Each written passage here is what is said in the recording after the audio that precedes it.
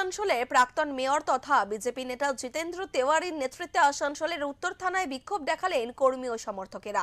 তাদের দাবি, আর্থিক প্রতারণা ধৃত ব্যক্তির কাছ থেকে টাকা উদ্ধার করে আমানতকারীদের ফেরত দিতে হবে।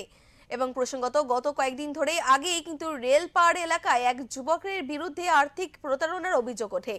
আসানসোলের উত্তর থানায় এই মর্মে অভিযোগ দায়ের হয়। ঘটনার পরে আসানসোলের উত্তর থানার পুলিশ অভিযুক্তকে গ্রেফতার করে। শনিবার বিজেপি নেতা জিতেন্দ্র তেওয়ারি দাবি করেন যে অভিযুক্ত গ্রেফতার করা হলেও কেন জিজ্ঞাসাবাদ করে টাকা উদ্ধার করা হচ্ছে না এবং তা কেন আমানতকারীদের ফিরিয়ে দেওয়া হচ্ছে না।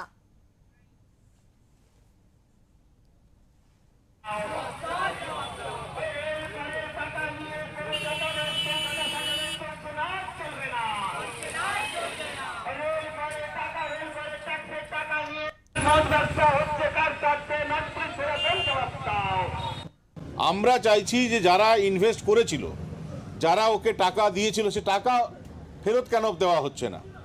টাকা এখন কোথায় আছে? যদি ওর কাছে আছে তাহলে ওর কাছ থেকে সিজ করে ফেরত দেওয়া হোক। আর ও যদি অন্য কোনো ব্যক্তিকে দিয়ে রেখেছে কোথাও, তো সে ব্যক্তি অবধি পুলিশ কেন পৌঁছাচ্ছে না? তাহলে কি সে ব্যক্তি কোনো প্রভাবশালী ব্যক্তি? সে কারণে পুলিশ তার কাছে পৌঁছতে পারছে না? এই কয়েকটা প্রশ্ন নিয়ে আজ আমরা নর্থ থানার কাছে এসেছি। আপনারা জানেন যে যে ব্রিজ আছে স্টেশন থেকে আসতে, যে রেলপার অঞ্চলে ব্রিজ, প্রত্যেক দিন 40-50 হাজার 1 লক্ষ 2 লক্ষ লোক ওই রাস্তা থেকে পারাপার করে। ওই ব্রিজের অবস্থা দেখুন, 1.5 ঘন্টা 3 ঘন্টা 2 ঘন্টা লেগে যাচ্ছে ওই ব্রিজ পেরোতে, এত জামের সমস্যা।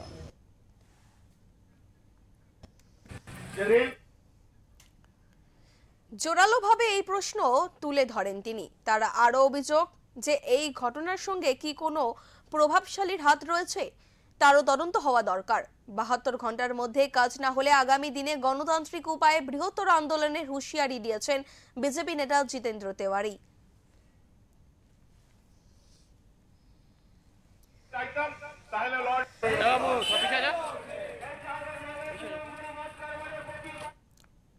আসানসোল থেকে জয়ন্ত সাহার রিপোর্ট, ওঙ্কার বাংলা।